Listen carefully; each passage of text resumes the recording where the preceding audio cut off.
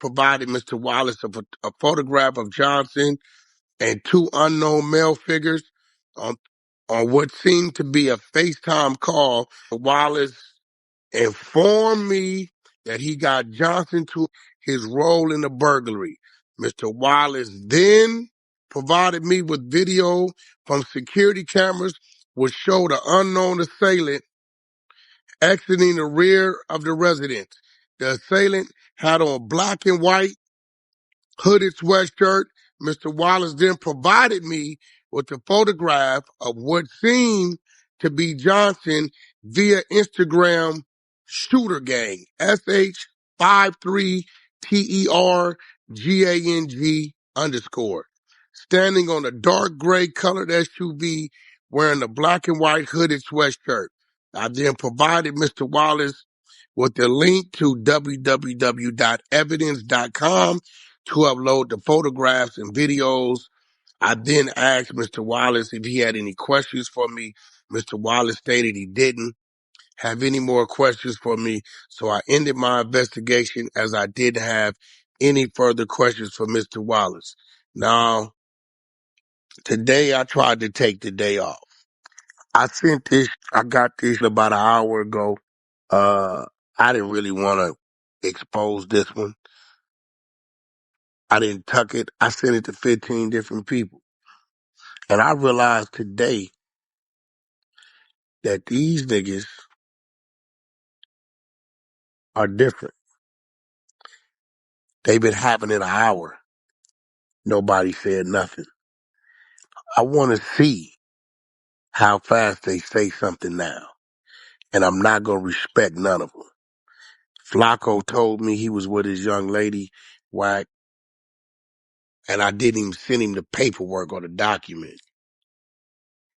Right?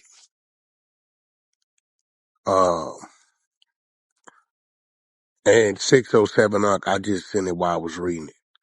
But the rest of you out there, a long list. Y'all know who got it. I don't want to hear nothing from y'all. But there it go. Seems that Tee Grizzley, when his home got broke in about a year or so ago, I guess he pointed an individual out. I guess his individual, from what it reads, is pretty much kind of like, let him know, nigga, I did that and what. You know, that's how I go out here in these LA streets. But I'm warning y'all, everybody ain't playing gangster. Everybody ain't a gangster. So if you do something, you might want to keep it on a hush hush, because everybody ain't gonna get in the streets with you about it. You get what I'm saying? So there it go, Tee Grizzley.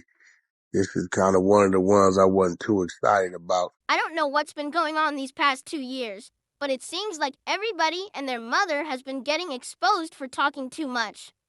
First it was Gunna, then Young Thug, and now Tee Grizzley. It's starting to look like this is part of the rapper's MO at this point. The streets used to move with silence and respect, but nowadays, it seems like that code don't even exist anymore. Now, if you've been paying attention to what Wack 100 brought to the table, you already know this isn't about that jewelry heist where Tee Grizzley got locked up before. This is a whole different situation, a burglary that took place inside his own home. According to what's being said, Tee Grizzley actually gave a statement and even pointed out the suspect. That's where the problem comes in. I've seen a lot of fans online trying to defend T, saying he only did it to file an insurance claim. But let's be real, he didn't have to identify anyone to make that happen. He could have simply said his valuables were stolen and that he wanted to report it for insurance purposes. Once you start naming names, that changes the whole narrative, especially in a culture that holds the no snitching rule close to its heart. What I find crazy is how inconsistent people are about this. When it's somebody they like, the internet bends over backward to justify it. But when it's someone they don't rock with, they'll drag that person through the mud non-stop. The hip-hop community really needs to figure out what line we're standing on, because the double standards are wild. And to all the blog pages out there, stop picking and choosing. If y'all were quick to call out Gunna, 699 and others for snitching, then keep that same energy for Tee Grizzley. Fair is fair. As for Tee himself, if I were him, I wouldn't even try to fight it. The evidence is already out there in cold blood. At this point, the most honorable thing to do would be to own up to it. Go live, tell the world you did what you did, and stand on it. People might still talk, but at least they'll respect the honesty. Because right now, every time another rapper gets caught up for talking too much, the credibility of the culture takes another hit.